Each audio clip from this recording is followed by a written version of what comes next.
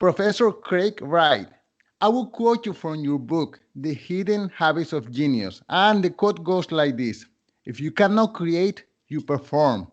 And if you cannot perform, you teach.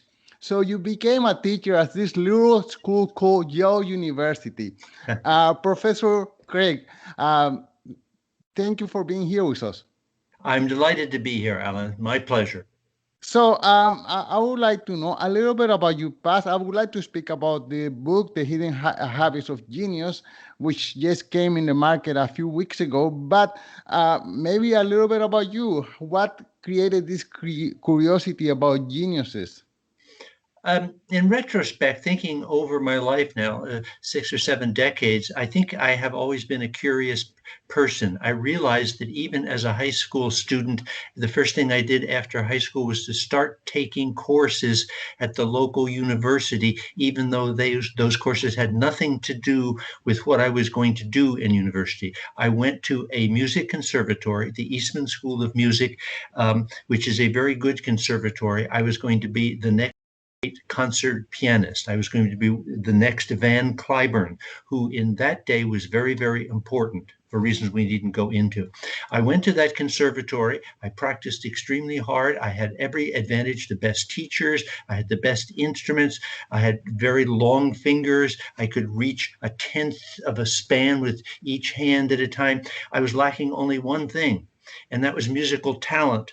So, so I had no sense of perfect pitch or absolute pitch. I had no special musical memory. I had no special capacity to see a note and remember with motographic memory, sort of instant muscle memory, where that pitch was on the keyboard. So pretty soon I saw that I was not going to ever make a dime as a classical pianist. So then I had to, well, as you were saying, Anna, if you can't create, you perform. And if you can't perform, you teach. Well, I couldn't create. I was a performer, but then it turned out I couldn't perform either. So then what am I going to do? And, Then and whatever happened to the 10,000 hour rule? I mean, don't it's you sit in front of nonsense. your piano for Oh, 10,000 it's hours nonsense. and then you are in a concert hall in Philadelphia and New York and Paris? Yeah, well, I that's what I thought would happen. You put in your obligatory 10,000 hours. We have this 10,000 hours of focused practice rule. And about that time, I'd already put in 15 to 18,000 hours because I had a very strong work ethic. And I began to see, you need more than just a strong work ethic. You need a little bit in the way of natural gift. And I didn't have those natural gifts. But maybe I did have a natural gift that I didn't realize at the time. And I'm no genius, Alan. I'm a disclaimer here. I am no genius. I am a plodder. But I'm sort of plodding relentlessly. Just you go in life, go forward in life. You find a door closes because you don't have a particular gift there. So you're looking over there because you're a curious person. You see other doors open. So let's see what's on that side of life over there. And you open that door, and then, well, that's very interesting. I hadn't thought of that. And you say, oh yes, there's that over there, and I could maybe join those two in some interesting kind of insight. So that's been my sort of life progress here, starting as a failed performer, learning from that failure, moving on to other opportunities, finding out what I think I'm good at and what I love, and building on from there. And when I came to ultimately here, I'm in my mid 70s now. What I ultimately came to find is I love reading about the lives of people. I love thinking about how they do great things, and I love writing a great paragraph. It turns But out I love writing, and so I've put all this down at some point in the form of a book. Go ahead. Sorry. okay, but fair enough. Let's say you determine that you will not be the next world famous classic pianos performer, but I mean, was it that your sole goal? Because you could have gotten a job as a piano bar performer or a Yeah. jazz Yes. pianist. I mean, there are so You're many right. You're right. so You're many pianists who are not top of the line, but they're still happy with their job as a piano man. Yes, that is true. I just intuited maybe that was a gift of intuition. And it'd be very interesting to talk about. I was thinking about that the other day. What exactly is intuition or instinct? I just had this instinct or intuition that I would be bored by that wouldn't be satisfying enough. I could have gone, and I did finish the Eastman School of Music. I could have gotten a job just teaching piano somewhere, and I could have made a living doing that. But what a boring! I mean, you'd be in this one room, or maybe in this one piano bar, and you'd be just doing the same thing day after day after day. So that much I knew. I knew two things. One, I wasn't going to be a classical pianist, and two, teaching piano day in and day out would be very boring. There's I got to be see. more to life than this. Okay, so then what led you to become a professor at this little school called Yale University? I was. I think people were kind enough to see that even though this person is not a good pianist, that because he's interested in all these other things and is a pianist, there must be a spark of something there. And I think this, what they perceived, and I look back now, is once again the important thing that, as I would say in that book there, it's not high IQ or smarts that identifies a genius. The most important enabler of genius really, well, there are two really: curiosity and passion. Now, and we could talk about those further. So I think I was curious, so I went off to Harvard to get a PhD. And from once you get to Harvard, then Harvard talks to Yale, Yale talks to Harvard, and I was able to get a job at Yale, and I stayed there for 44 years, and I still actually teach there as an emeritus professor, an online course every year on genius. Right. So you started by studying the three B's, and then which in classical music, and then from there you started expanding to other musical talent, and now to general every genius you can think of, and you stuff them in your book. Yeah, I always thought that even when I was a student, that what I was trying to do was build a fund of knowledge, a pillar. I had this image of pillars, and if I could build a pillar in this area, and then next I would build a pillar in this area, and next I would build a pillar in this area, and then eventually, like the Pont à Gare in southern France, I would bridge those pillars and make this giant superstructure that would unite them all so that you could move very quickly back and forth from one area to the other. I think I was always doing that. But then I came to see in doing all this reading that that's essentially what these geniuses do. And again, I am not representing myself as a genius, the farthest thing from it. But that's what these people do. There's a famous quote of Steve Jobs saying, well, being creative is just connecting things, putting together things that nobody else has seen to this point that can be put together. So that's why I think this idea of curiosity and what I like to call cross-border thinking, where you go into this area, this area, this area, is so important, because it allows these great innovators like Steve Jobs to bring things together that hitherto had not been brought together. And okay, and in your chapter one, you kind of claim that there is no correlation between having a high IQ and being a genius. Can you give us some examples of some of these geniuses who didn't have high IQs, yet we know them and we know their work? Well, what it points out is, yes, and I'll do that on it. What it points out is the limitations of the IQ test. And having said that, think about these people in terms of an IQ test. Charles Darwin, whose father despaired that he was an academic failure. Pablo Picasso, whose father had to help him cheat on a test to move from the fourth to the fifth grade. Ludwig van Beethoven, who could not multiply or divide. And on we could go. Thomas Edison said, I did not graduate at the head of my class. I graduated at the foot of my class. So Steve Jobs himself graduated from high school with a 2.65 Great point, average. Okay.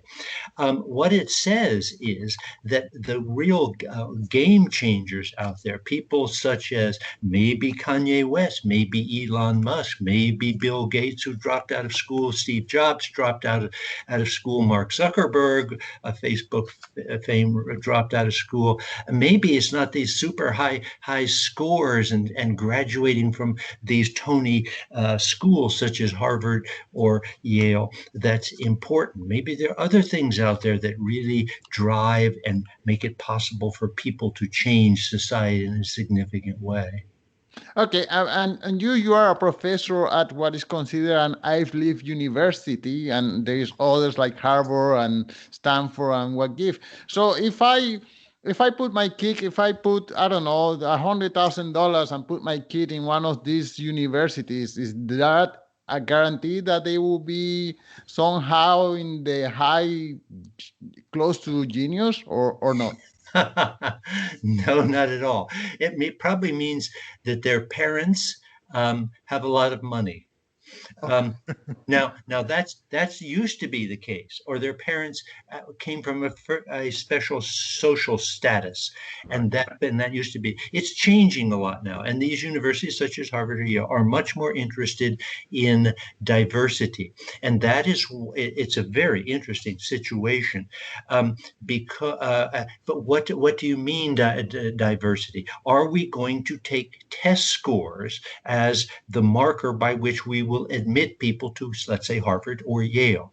And Harvard and Yale, interestingly enough, are now saying, no, we're not going to put much emphasis in these test scores, because what test scores tell you, really, if you look at the data, is what is the education level and what is the income level of the parents, not what is the potential of the child. And the reason we use these standardized tests, such as the SAT and ACT in the United States, and I know in China they use this thing called the Gaokao. What do they use in Canada, Alain? Do you use what's called the Scholastic Aptitude Test in Canada? What is the test they have in Canada to get mm, students into college? I don't know. I bet there's one. I bet there's one there. But what these universities, the best universities, University of Chicago, Harvard, Yale, University of California, Berkeley, they're getting to be very skeptical about these standardized tests. And standardized tests are like IQ tests. So we're turning away, I think, from IQ tests to these tests that measure other things, such as work ethic, such as perseverance, such as the capacity to learn from failure, such as the capacity to think broadly across many different types of funds of information. Uh, Issues of empathy and leadership. But then it becomes the question of how do you test for this? Let's say you have 3 or 4 million people let's say in the United States every year that's taking this, or in China you may have 30 or 40 million people. I don't know the exact numbers, but there are millions and millions of people. So the only way that we can do this is have a standardized but at the moment, but those tests are very blunt and they're not particularly valuable in predicting who is really going to change the world. Okay, but considering the price disparity between Harvard and Yale and a regular community college, would I get something back for my money if I put my kid in one of these schools? Yeah, I think they'd have to be. I think they'd have to be a good school. In other words, and you would have. I've always said, and I have said to my own children, and I've said for 20, 30 years, I have more, in a sense, more respect for a student that can go to a large public institution and come out with a pretty good record than I do for someone coming out of Harvard or Yale, or at least I have the same respect. Because if you can go into these large public institutions, in Canada, you have some great public institutions, University of Toronto, for example, McGill in Montreal. These are wonderful, wonderful schools. Now you could say, oh, let's say I could get my son or daughter into Yale, or I could get them into McGill. At the end of the day, if you go to one of these larger schools in which you are not handheld every step of the way, where you have to really fight to get into the course, fight to figure Mm, out what are the good courses, who are the good teachers make the effort to go up after class to talk with these individuals, really push to take advantage of what's there. I think the opportunities are there, but it requires more effort on the part of the student. Right. So at the end of the day, if you can achieve that effort in one of these other schools, I think you're on a level playing field with somebody coming out of Harvard or Yale. Okay. That's Great. my particular take on that. Great. And Okay, so now no, moving go ahead. on to chapter two, which is genius and gender. Of course, women are so much smarter. 99% of geniuses are men. But I discovered that it's just that the game has been rigged against women. Can you show us or tell us how is it that we have monopolized the field of geniuses by cheating, by basically? Oh, it's so funny. I mean, when you were starting sarcastically to say, Alan, that we men are so much smarter than women, and what I was going to say, well, you haven't met my wife. Yeah. Yeah, and she's very smart. She was a Yale Summa and a graduate of New York University Law School. So you don't want to mess around with her, believe me. And so the question is, how has this come to pass? Well, why have men dominated society since time immemorial? I suppose it's because they are physically stronger, and it was up to them to go out and be the hunter-gatherers. And because they were physically stronger, they may have used physical domination to control the female gender. I don't know that that's the case. I'm just speculating that that's the case. But ever since the ancient Egyptians, females have been forced to play a secondary role, and we needn't go through all of the ways in which, even when women were allowed to get in the game of, say, ruling a nation or being a great painter or being a great musician or a great scientist, then somehow when their accomplishments were minimized. Why were they minimized? Because men controlled the process by which recognition occurred. Men wrote the histories. Men sat on the committees that gave the award. Men determined what paintings were going to go into what museums, who would win the Nobel Prize. And there have been some egregious cases over history in which women, in effect, have been cheated out of Nobel Prizes for a variety of circumstances. This is changing somewhat. I was heartened to see, I'm not heartened to see, I was just of interest, I guess I am heartened to see. It was of interest to see within the last week that in physics, there were three Nobel Prize winners awarded, one of whom, Andrea Gates, at UCLA, won it in physics, and in chemistry. It was awarded to two people, both women. Stay with me for a moment. Emmanuelle Charpentier of France and Jennifer Doudna of the University of California at Berkeley. They won it for their research in CRISPR, this genetic editing process. So the games, the ground rules are being changed in part as the committees who judge excellence are being changed. If we have more diversity, if we by race and ethnicity and by gender, then we're going to have more recognition of diverse peoples, and we're going to come to a better outcome because we will no longer be keeping about 45 to 50% of humanity out of the game of human excellence. And how about diversity? It's just as pointed out in your book, most geniuses are white men, and I assume there are one or two intelligent Latino or Black or Chinese, but they haven't earned this status of genius. Well, of course they are, and one of the things that I say there in the introduction is that genius is not an absolute. Genius is whatever we humans want to make it at any All right. particular time in any particular cultural group. I have learned a great deal from my American Indian students at Yale, Navajo and Shoshone Indians, because they have a different, that culture has a different set of values as to who contributes, what excellence is, how they honor excellence, and so on. So they have a very different view of who a genius is than someone sitting in New York or in London. It's that London and New York control the media, Mm. and if you control the media, then you control the message. I think it was a famous Canadian that said that, but and I forget who it'll come to me, who said that. It's control, the medium is the message. So if you could, we've white males in these power centers have controlled the message, but eventually with the internet, everyone will have access, as you have access now, Alain, with your podcast here, to disseminating information, and your view may be very different from the one that is emanating from New York or London.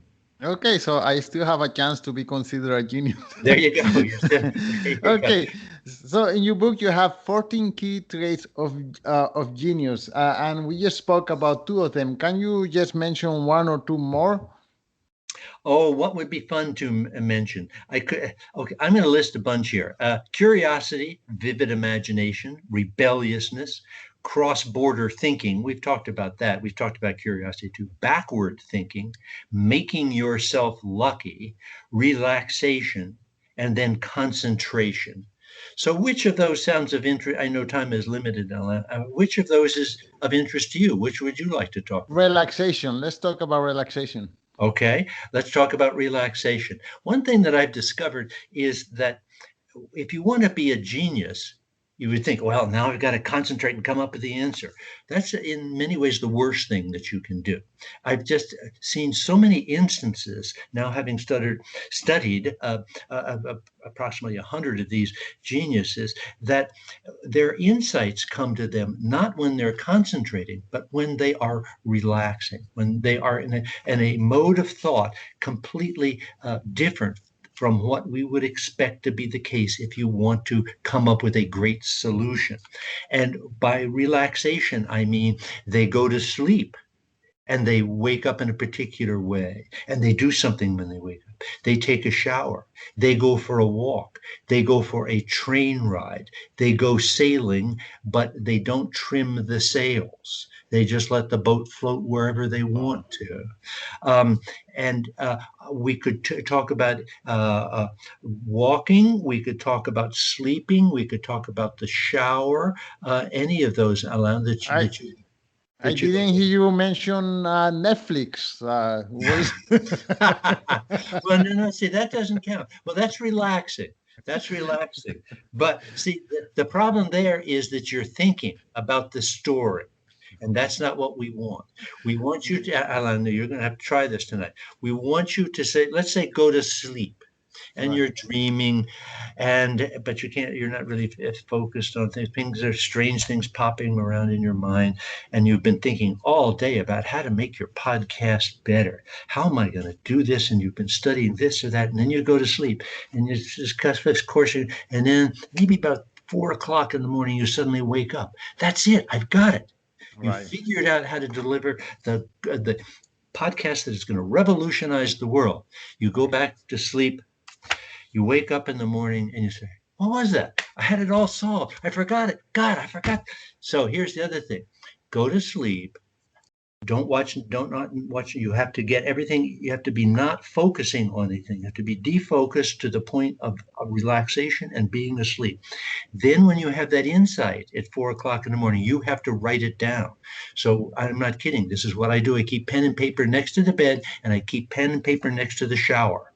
And there are neurological reasons why, when you are asleep, there are different neurotransmitters coursing through your brain. The barriers between categories of information are taken down, and these new ideas can coalesce in your mind. And then you write this. Then don't forget to write it down. If you Yes. I came up with the answer to make a better podcast, which yeah. was to interview Professor Craig Wright. So there we go. Now I'm There gonna you go. have thousands and thousands of downloads. Yeah. Professor Wright, the last question is, Uh-huh. where can people find you? And one more time, the name of the book and where can they buy it? Right. Okay. The book is called The Hidden Habits of Genius. The Hidden Habits of Genius. If you go to, say, Amazon, and Amazon apparently serves everybody around the world, all you have to do is go into the search bar and type in Craig, Craig, Wright, Wright, genius. And again, I'm no genius, but it's Craig Wright Genius. And up immediately will pop that book. If you want to talk with me directly, I have a website, and the name of that is Craig Wright Genius Music, all one word, CraigWrightGeniusMusic.net, CraigWrightGeniusMusic.net. And there's a contact messaging bar there that you can send me an email and ask me questions, and we can chat back and forth. And congratulations to the graphic designer of the book. I encourage listeners to go and check it out. It's a nice design, nice Yeah, book thanks cover. very much. We spent a lot of time on that. Thank you very much, Alain. Okay, Professor Wright, thank you so much for your time. Yeah, thank you for inviting me, Alain. Bye bye. Thank you. That was great. Thank you for Yeah, your okay. time. Well, it's fun. We got into some stuff. I Okay. like I like your question about the education though, because I think that's on a lot of people's mind. You know, it's expensive to go to these schools. How do you get value? If you buy something at Amazon, you know what value is. With education, it's so hard to quantify. Well, and education here in Canada is free or almost free. And So why I pay? Yeah. I came to Canada as an immigrant. I was looking around the world shopping for a good education. And at that time, I compared US versus Canada and I saw the price difference. And at that time, it was 20 years ago, school would cost me as an international student around $20,000 US per year. And here in Canada, at the same time, it cost me 3,000 Canadian for the Mhm. same school year at McGill University, which 3,000 Canadian would be about 2,000 US. So one tenth of the price. And I couldn't see why one would be considered better than the other one. So of course I came to Canada to get my diploma. Yeah, no, that makes perfect sense. I don't think the one is better than the other. There's no, yeah. So why is the American, well, it's like healthcare. Why is the American system so inefficient? It's supposed to be the great. I guess there are really wonderful places of excellence like MIT and Harvard and Yale. They're really so. If you have all those characteristics and you can get into those schools, that's probably worth it going to those schools. But notice now at those schools through capitalism, sheer you know, unadulterated money, capitalism, good old American capitalism. Those universities are offering free educations to anybody that can't pay for it. It's all need blind, as they say, need blind admission. We evaluate you. We say you're in. And then they look at the finances. If you have lots of money, then you pay them. If you don't have any money, then you come for free. And no kidding, for free. Wow. Uh, yeah, but not, I would say probably in the United States now there are about 20 to 25 schools, colleges like that. They're called need blind admission. Um, and that's good. But for the most part, it's the education is overpriced. Well, it's a matter of prestige. So look at this. This is a $100 phone. Yeah. My friend has a $1,000 iPhone, and both of them make the same phone call, but one of them is a status symbol, and the other one is not. So if you go to Yale, you get to tell your friends and family members, yes, I went to Yale, while the one who went to a community college and took the same classes maybe cannot say, well, I went to the community college. It's just not the same thing. Yeah, it's true. I would say there is a difference, and you may not be. I think there is a difference because the perception is still there. Mm. that when you go, say, into New York or you go into Montreal to interview for a job, and you've got a candidate from maybe a community college in Quebec, and you've got somebody applying from the University of Toronto, the person from, and they both have the bachelor degrees, the person from the University of Toronto will probably get what might be the first Right. look, or will be sure to get a look, Right. whereas it would be harder. So you just then, but then again, if you're that person from the community college, then maybe you have to work harder and you push yourself and you learn something in the process. Right. So it's not entirely clear what's the best way to go.